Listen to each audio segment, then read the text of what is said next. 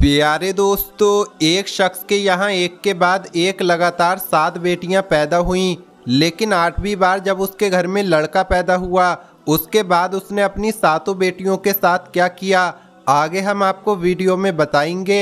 लेकिन उससे पहले अगर आपने इस वीडियो को लाइक नहीं किया है तो इसे लाइक करें।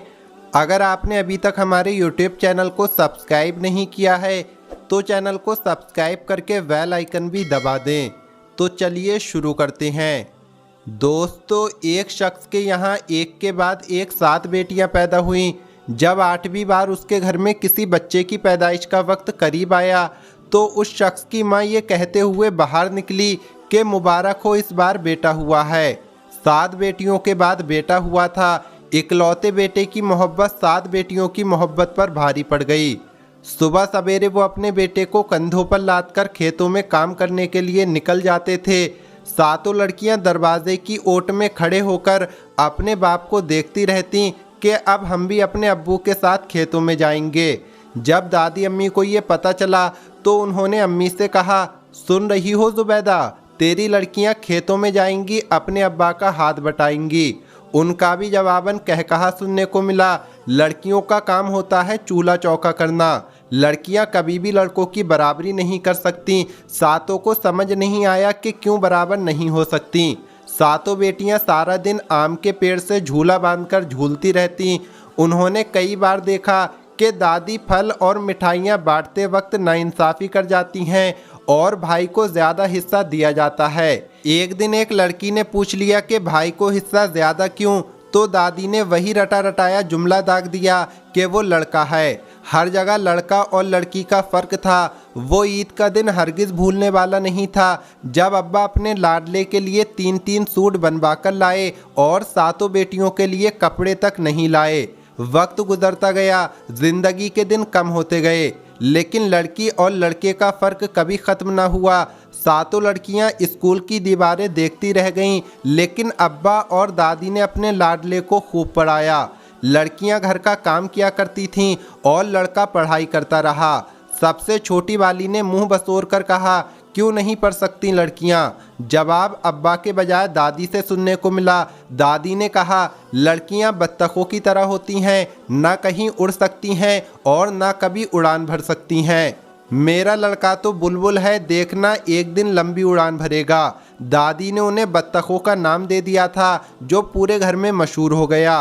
अब तो पूरे घर में 7 को बत्तखों की टोली के नाम से याद किया जाता। अब्बा को एक बार पैसों की ज़रूरत पड़ी तो 7 लड़कियों ने जमा किए हुए पुराने सिक्के अब्बा के सामने जाकर रख दिए। अब्बा बोले, मुझे तुम्हारे पैसों की ज़रूरत नहीं है। बहुत कोशिश की, दुआएं की, मगर अब्बा के दिल पर लगा ताला कभी ना खुल सका। 7 मिलकर अब्बा के काम किया करती। कोई जूते पॉलिश करता, कोई उनकी पगड़ी को धोकर खूब चमकाती, कोई उनके वुज़ू का लोटा हमेशा तैयार रखती। बदले में अब्बा ने उन्हें कभी एक नज़र हमदर्दी से नहीं देखा था। वक्त गुजरता गया और एक एक करके घर का आंगन खाली होता गया। एक एक करके बेटियों की शादी होने लगी। अब्बा ने सबके सरों पर पहली और आखिरी बार हाथ फेरा और घर का आंगन सूना हो गया। ना किसी को फर्क पड़ा और ना ही पड़ना था। रोना धोना तो उस दिन हुआ था जब बाबा और दादी का लाडला एयरपोर्ट पर हाथ मिलाकर सबको खुदा हाफिज कह रहा था। दादी रोती रह गई। बाबा ने दादी से कहा, अम्मा 2 साल के लिए ही तो गया है, आ जाएगा वापस। शुरू में तो फ़ोन पर घंटों बात होती, लेकिन बाद में घंटे मिनटों में बदल गए और मिनट सेकंडों में बदल गए। एक दिन दादी ने सबको ये खबर सुनाई कि लड़के को पैसों की ज़रूरत है। घर में पैसे नहीं थे और उधार पहले ही बहुत ले चुके थे। 7 बहनें आईं, अब्बू का उदास चेहरा ना देख सकीं। किसी ने बाली उतारी और कोई अंगूठी देने के लिए तैयार हो गई। अब्बा ने गुस्से से सबको देखा और कहा, मैं भिखारी नहीं हूँ, अपने लड़के के लिए पैसों का इंतज़ाम खुद कर लूँगा। 7 लड़कियां उदास चेहरा लिए घरों को लौट गईं। अब्बा ने ज़मीन बेच दी।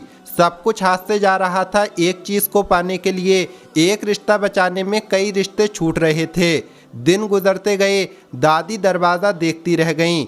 एक दिन बेटे ने बाप से कहा, अब्बा मैंने यहाँ शादी कर ली है, दादी का दिल इससे ज्यादा काम न कर सका और बंद हो गया। दादी की मौत के कुछ दिन बाद अम्मा भी सबसे रुखसती ले गईं, यानी अम्मा का भी इंतकाल हो गया।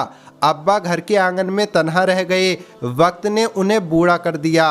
आंखें बंजर हो गईं, चमन उजड़ चुका था। अब तो बरसों बीत गए। बेटियां आती और दो चार लम्हे बाप को हौसला देती और अपने शौहरों के डर से पलट जाती। वो दिसंबर का महीना था। सर्दी से दरख्त भी कांप रहे थे। अब्बा चारपाई पर पड़े सदियों के मरीज मालूम हो रहे थे।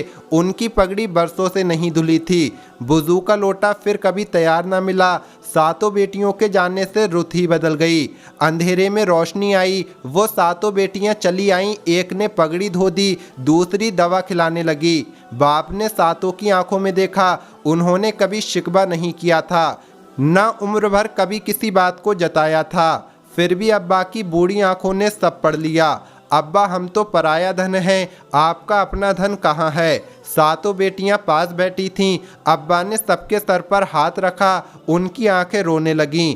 बेटियां बोली, देखा अब्बा, लड़कियां धोखा नहीं देती, हमेशा लड़के धोखा दे जाती हैं। बुलबुल हमेशा उड़ जाती हैं, बत्तख घर में रह जाती हैं। अब्बा फूट फूट कर रो पड़े और कहने लगे, मुझे ओल्ड एज होम में डाल दो। सातों बेटियों से निगाहें चुराते लरसते होठों से कहा कि मुझे ओल्ड एज होम में डाल दो। सातों बेटियां कांप उठीं और कहा, नहीं बाबा, वो बेटे होते हैं जो वालदैन को ओल्ड एज होम में फेंक आते हैं। बेटियां कभी ऐसा नहीं करती। अगर वालदैन को अपने पास रखने का हक बेटियों को दिया जाता तो दुनिया में कोई भी ओल्ड एज होम नहीं होता। वो नजरें चुरा गए, नजरें मिलाने के काबिल नहीं रहे थे। सारी जिंदगी रेत का ढेर बन गया। अल्लाह पाक की दी हुई रहमतों की कद्र ना की, दिल की धड़कन और काम ना कर सकी और उनका इंतकाल हो गया। सातों बेटियों की चीखों से मोहल्ला गूंज उठा। सबकी आंखों में आंसू थे।